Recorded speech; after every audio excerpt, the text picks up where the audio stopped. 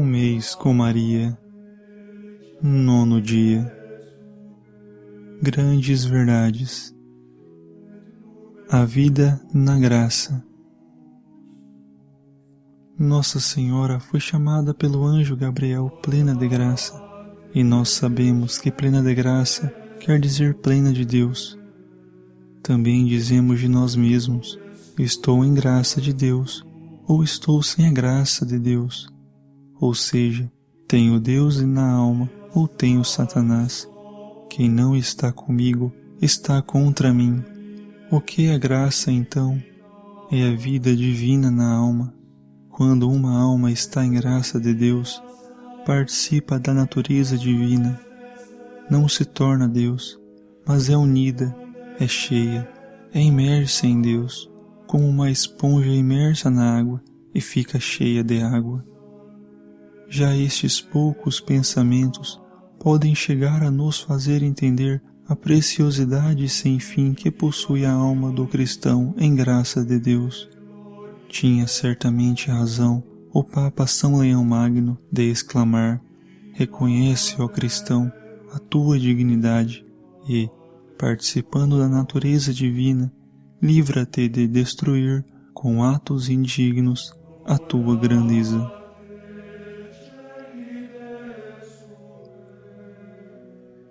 A alma e o cão. Um dia o santo cura d'Ars passava, como sempre, entre duas filas de gente para ir à igreja. Improvisadamente, parou perto de um caçador que tinha a espingarda pendurada no pescoço e ao lado o seu lindo cão de caça. O santo se inclinou a acariciar o cão, dizendo: que magnífico cão! Depois fixou por alguns instantes o caçador, dizendo: Senhor, seria desejável que a sua alma fosse bela como o seu cão. Assim se reduz a alma de um cristão sem a graça de Deus, vale muito menos que um cão. Mas como se perde a graça de Deus? Se perde com o pecado mortal. A alma na graça de Deus é semelhante a uma lâmpada elétrica acesa. Com o pecado mortal, a alma se torna semelhante a uma lâmpada queimada. Não dá mais luz, não serve para mais nada. Mas a graça de Deus se pode recuperar enquanto se é vivo com o arrependimento e a confissão sacramental. E é nosso interesse não demorar a recuperá-la, porque cada momento vivido em pecado mortal é um momento de ser filho das trevas, ao invés de ser filhos da luz. Compreendem tudo isso os cristãos? Ou talvez muitos nem se preocupam quase nada de encontrar-se em desgraça de Deus e continuam a viver entre um pecado mortal e outro?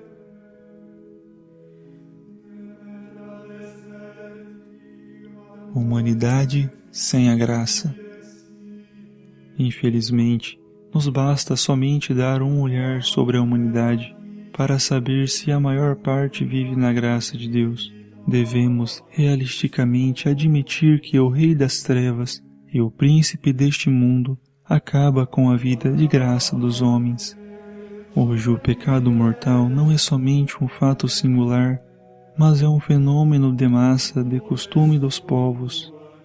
Hoje é costume, em escala mundial, ler imprensa pornográfica, ver filmes bestiais, frequentar praias e lugares escandalosos, seguir as modas indecentes, usar a pílula e os métodos anticoncepcionais, ter relações extraconjugais e pré-matrimoniais, divorciar, abortar, renegar a fé, professar o ateísmo, falar blasfêmias, sem falar das subversões, violências e furtos sempre mais colossais.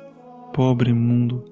Talvez nunca com tanta evidência se tenha achado tão sob o maligno, e Jesus Cristo sacrificou a si mesmo pelos nossos pecados para nos arrancar deste mundo perverso.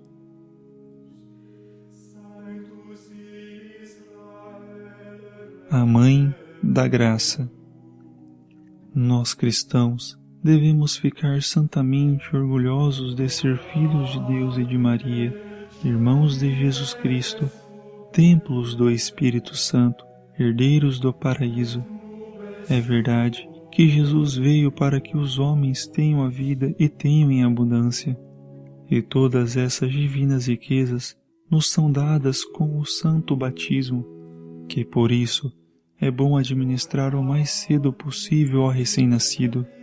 Santo Inácio Mártir se chamava a si mesmo, com orgulho, Teóforo, ou seja, portador de Deus, e todos os santos glorificaram e levaram Deus no próprio corpo, cultivando a vida da graça com imenso cuidado. Mas quem é a mãe da divina graça? O sabemos, é Nossa Senhora. É ela que nos gera a vida divina. São Leão afirma que cada fonte batismal é o seio virginal de Maria. Dela vem até nós a graça da regeneração, que é indispensável a quem pecou mortalmente e que transformou tantos pecadores em santos. Lembremos, por exemplo, São João de Deus, jovem solteiro que passava de um trabalho a outro sem nunca tomar juízo. Nossa Senhora o livrou milagrosamente de um grave perigo, aparecendo-lhe e chamando-o à conversão. Um dia tu me amavas, lhe disse, tornas a me amar e a me ter devoção, converte-te a Deus. O jovem fez isso seriamente e se santificou. Vamos nós também fazer isso seriamente? Para fazê-lo seriamente, rompamos energicamente com os nossos pecados. Como é possível que nos deixemos seduzir por um mundo em que tudo é concupiscência? A experiência de todos os convertidos confirma plenamente esta triste realidade do mundo sem a graça, todo o engano e pecado. Sobretudo, os grandes convertidos nos asseguram que a vida não tem sentido se não é vivida para Deus e para a eternidade. Lembremos a experiência de uma grande artista, Maria Fenoglio, cujo nome artístico era Eva Lavalieri, que decidiu se suicidar justamente quando tinha chegado ao ápice da glória e da fama mundana. Foi salva a tempo, por misericórdia de Deus, e foi iluminada pela graça. Então compreendeu, finalmente, quais são os verdadeiros valores da vida. Renegou a sua vida mundana, abandonou o teatro e iniciou uma vida de sacrifícios, sempre mais rica de graças e de virtudes. Escrevia no seu diário: o meu ideal? Jesus. A minha ocupação preferida? A oração. O meu esporte preferido? Estar ajoelhada. O meu perfume mais caro? O incenso. A minha joia mais preciosa? O rosário.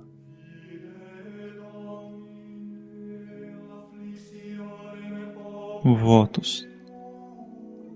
Fazer um ato de grande arrependimento por todas as vezes que perdemos a graça de Deus.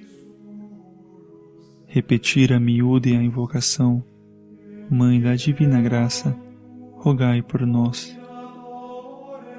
Empenhar-se em evitar toda ocasião perigosa para a graça de Deus.